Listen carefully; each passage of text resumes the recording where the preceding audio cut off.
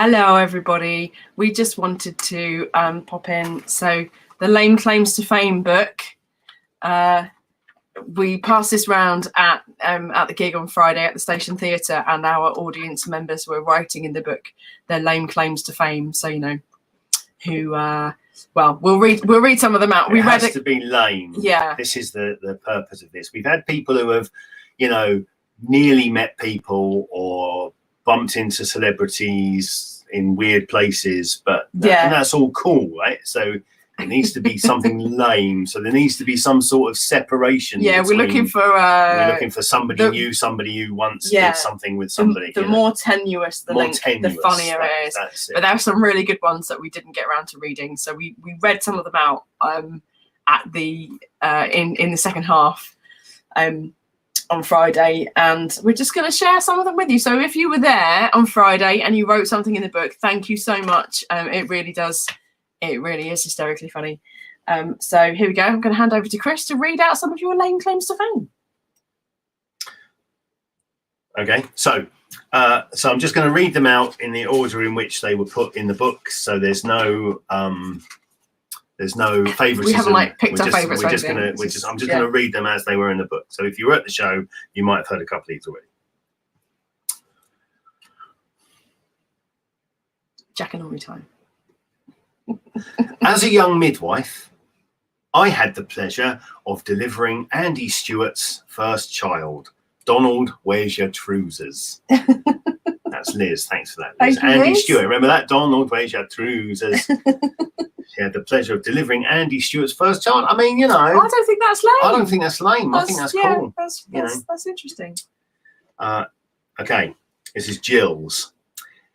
In John Lewis, Cardiff, I bumped into Greg Davis, brackets, comedian, very tall, brackets. I yelped and he replied, yeah, scary, eh? Oh, how we laughed. Well, we know just how tall Greg Davis is. And again, not lame. You bumped into Greg Davis. That's the coolest. And spoke to him. That's cool. That's a good story. You yelped. That's quite funny. Sat next to Nigel Mansell on a plane. Also not lame. And I mean, good. Did you speak to him? Did he speak to you? You know, and I'm not sure what this is. This just says John Boy Becky. Thanks, Becky. Not sure. Becky. Maybe if you're watching this, you could let us know. Yeah, what that's explain. About. Yeah. Okay, you ready? This is Hayley. This is from Hayley. A lady called Laura went viral on the internet for a video she did of herself stuck in Spanx. Oh, I know that. She told me about very this. elasticated pants. Yeah. Her baby, so the lady who was stuck in the Spanx, her baby was once sick down my top years ago. She's now doing sellout comedy shows. I wonder who that is then. I've seen that video. Lady stuck in Spanx. It's not. Yeah. No, I'll we'll find it. Yeah, I'll find it and post a link if I can. Yeah. So this next one just says, I once sat next to John Gledall, who is the third member of our trio. I'm sure you're aware. So those of you who aren't aware, John is the other guy in our band. Doesn't mention where or you know, on a plane, on a train, in a classroom, on a bench. I sat next to John Gledall once. I don't often sit next to John because there's always you between us. I'm always in the middle. You know. I believe this looks like Howard. Maybe Howard. Sorry, Howard, if it's not Howard. You know, why am I calling you Howard if your name's not Howard? I went to junior school and played doctors and nurses with Jennifer, who married Alan Clark, the lead singer from the Hollies, and was the muse for Jennifer Eccles. Yeah. I mean, that's pretty cool. Yeah.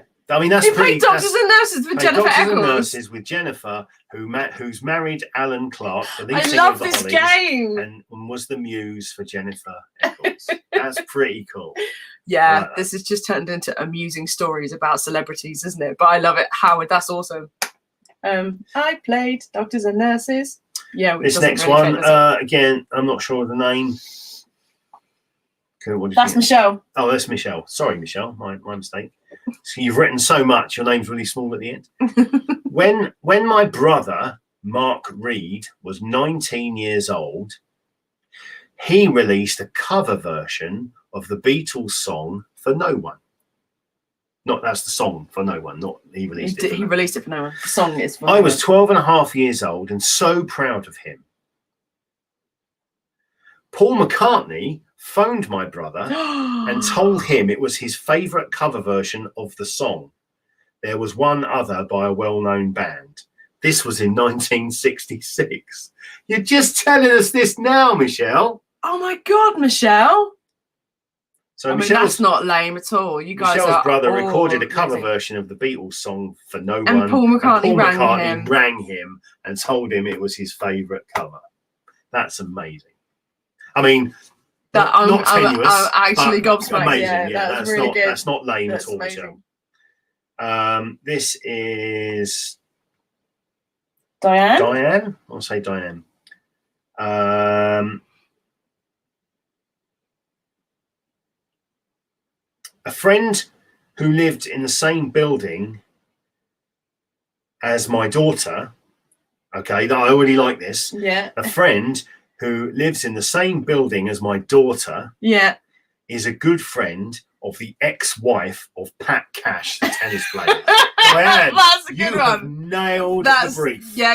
You have nailed the brief. So a friend of Diane's, who lived in the same building as my daughter, is a good friend of the ex-wife of Pat Cash, the tennis player. Friend. Diane, you've got the hang of it. That's good. You've got the hang of it. That is good. So some of these now don't have names. A good friend of mine had a friend. I like it. We've already got two degrees of separation. Who once jammed with the Yardbirds. Oh, cool. So a friend of mine had a friend who jammed with the Yardbirds. So I know someone who knew someone who jammed with the Yardbirds. Amazing. Yeah, that's good. My claim to fame is you've just sung a song about the Isle of Wight. Well, it's a song about Hayling Island, but it does refer to Isle of Wight. Yeah. I live 30 miles away from where I can see the Isle of Man on a clear day. So the song that John wrote, which is the Island song about Hayling Island. On a clear day, you can see the Isle of Wight from where we live. So that's the relevance there. That's good. I like that. My middle name is Adam because my mum loved Adam Faith. I like that one. That's good. You know. Could have been worse. I remember Adam Faith starred in a TV show called Budgie. So your middle name could have been Budgie. So I think you got away from that lightly. Okay. First name could have been Budgie. I like this already. I like this one already. I like the first 5 words of this one. Okay. I had to visit the loo at the Guildhall whilst watching the SAS band. Now the SAS band, if you're not aware, it's Spike Edney's All Stars, and that is Spike Edney, who played keyboards for Queen, and he always has people like Paul Young and that in his band. So the SAS band, it's always got, some decent names. Yeah.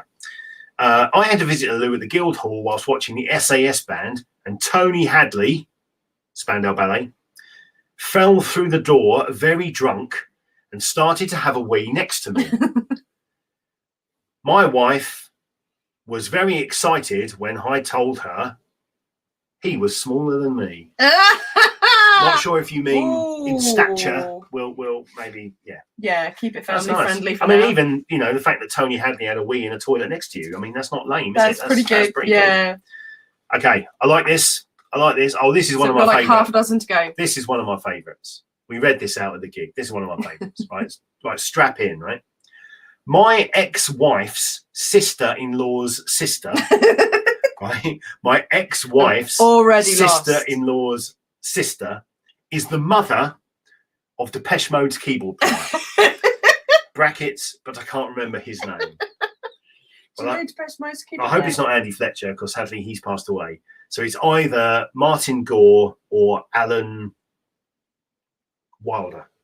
One of those, Martin Gore or Alan Wilder, or Andy. If it's This Andy is why Fletcher, you're reading them out. Yeah.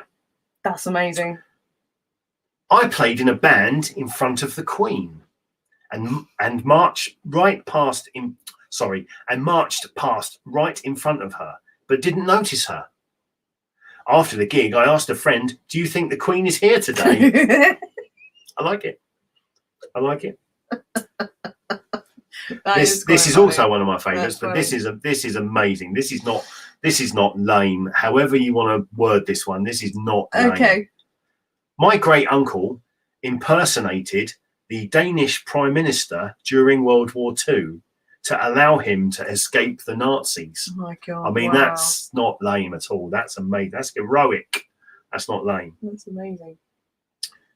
I caught Bev Bevan's drumstick at an ELO gig. My mum found it years later and threw it away.